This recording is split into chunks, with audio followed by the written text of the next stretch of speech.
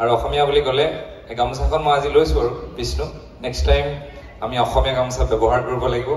এইটো যিহেতু মই নিজে যুদ্ধ দি আছোঁ তোমাৰ অনুষ্ঠান আৰু আগবাঢ়ি যাওক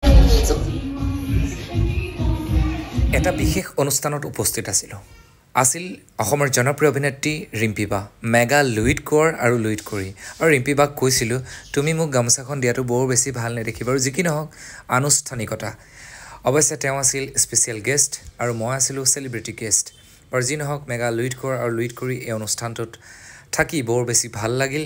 আৰু বিষ্ণু তুমি আগুৱাই যোৱা আৰু তোমাৰ অল টিম আৰু আগুৱাই যাওক তাৰে কামনা কৰিছোঁ সুন্দৰ এটা অনুষ্ঠানত সেই মুহূৰ্তখিনি মোৰ বাবে সুন্দৰ হৈ ৰ'ল স্মৃতি হৈ ৰ'ল এজন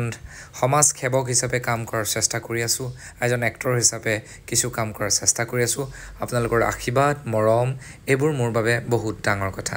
থেংক ইউ আপোনালোকে ভিডিঅ'টো চোৱাৰ বাবে সকলোলৈকে মোৰ মৰম আৰু শুভকামনা আছে আৰু দুই এটা কথা মই ক'লোঁ শুনক মই বিখ্যাত শিল্পী নহয় বাৰু কৰি আছোঁ শিল্পী হোৱা নাই আৰু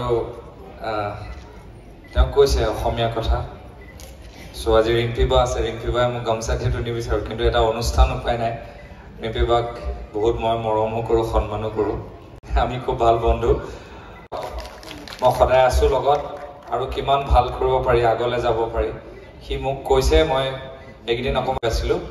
গম পাইছে চাগে নগাঁৱত এটা বহুত ডাঙৰ কাণ্ড হৈছে তাৰ কাৰণে আমি যুঁজি আছিলোঁ সেইকাৰণে তাৰ মাজতে আহিছোঁ আপোনালোকৰ যিখিনি প্ৰতিভা আগবাঢ়ি আহিছে আৰু আগুৱাই যাওক তাৰে কামনা কৰিছোঁ বিষ্ণু বহুত বহুত ধন্যবাদ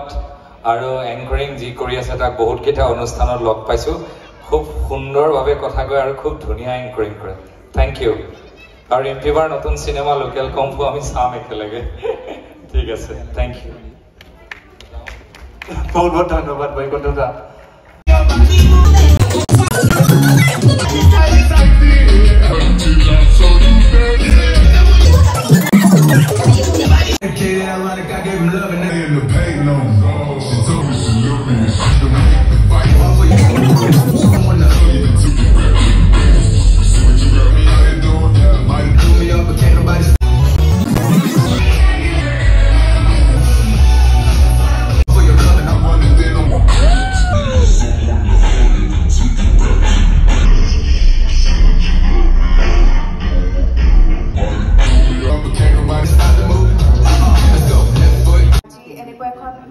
মঞ্চ পাইছে এখন তেওঁলোকৰ বাবে নহ'লে নিজৰ প্ৰতিভাবোৰ তেওঁলোকে